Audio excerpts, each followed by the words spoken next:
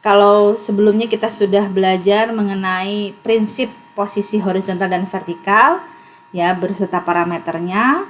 Kemudian sekarang kita akan belajar mengenai metode penentuan posisi horizontal. Jadi sebenarnya untuk bisa menentukan posisi horizontal gitu ya, atau koordinat-koordinat horizontal, itu pakai metode apa saja sih sebetulnya?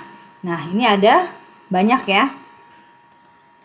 Kalau untuk menentukan satu titik gitu ya, ada metode polar, yang kedua ikatan ke muka, yang ketiga ikatan ke belakang. Nah, kalau ingin menentukan banyak titik serentak gitu ya, itu bisa menggunakan metode poligon, yang kedua triangulasi, yang ketiga adalah trilaterasi. Nah, ini harus di highlight. Untuk kuliah ini ya akan dibahas mengenai metode polar saja dan metode polar dan metode poligon saja ya. Jadi khusus kuliah ini ya untuk menghasilkan peta skala besar istilahnya atau pemetaan skala besar, kita menggunakan metode penentuan posisi horizontalnya polar dan poligon. Nah, sekarang kita masuk ke yang polar.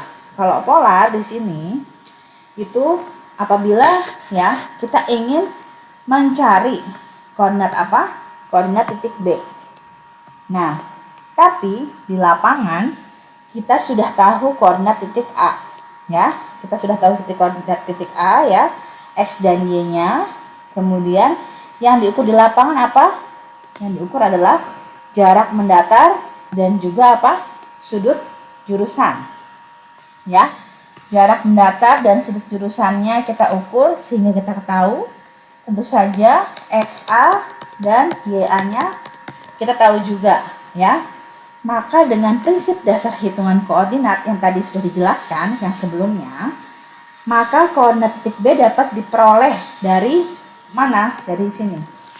Persamaan berikut ya. Untuk XB itu sama dengan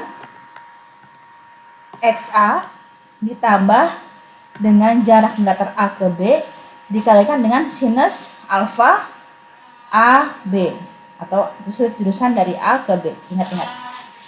Kemudian untuk YB itu adalah YA ditambah dengan jarak dari A ke B dikali dengan kosinus sudut jurusan A ke B. Ini nggak boleh kebalik ya sudut jurusannya ya.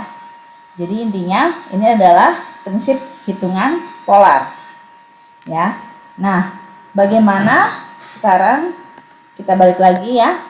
Bagaimana apabila di sini ya, ini case yang kedua nih, case yang kedua ya. Apabila yang diketahui adalah koordinat titik B, XB dan YB ya.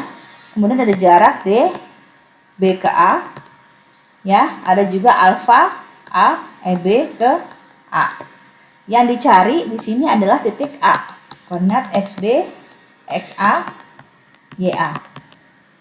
Nah, di sini kalau digambarkan berarti ya, di sini adalah jaraknya tetap ya, di sini DAB sama dengan DBA ya. Nah, sudut jurusannya adalah yang ini, alfa BA. Ya, berarti bagaimana cara mencari koordinat titik A?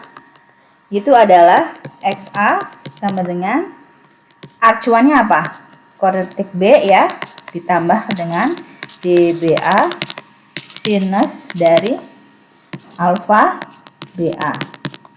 Dan untuk koordinat YA itu sama dengan acuannya adalah koordinat B ditambah dengan DBA kosinus dari alfa BA. Ya. Nah, kalau di gambar ini ya, apabila kita sudah tahu alfa AB-nya, maka bagaimana cara menentukan alfa BA? Ya. Kalau kita panjangkan di sini ya, kita panjangkan ke sini. Ya, ini adalah apa? Alfa AB. Maka alfa BA-nya gimana? Hitungnya adalah alfa BA. Sorry, ini dihapus dulu.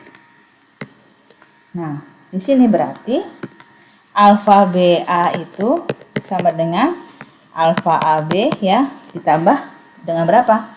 180 derajat ya. Kalau kamu lihat di sini, nah ini nih adalah sudutnya berapa? 180 derajat. Ya. Sehingga ditambahkan dengan 180 derajat. Jadi hati-hati ya kalau mengubah dari alfa AB ke alfa BA atau alfa BA ke alfa AB, karena bisa ditambah 180, bisa dikurangi 180, tergantung dari posisi gambar atau posisi letak titik A dan B-nya. Ya, sekian. Terima kasih untuk metode polar.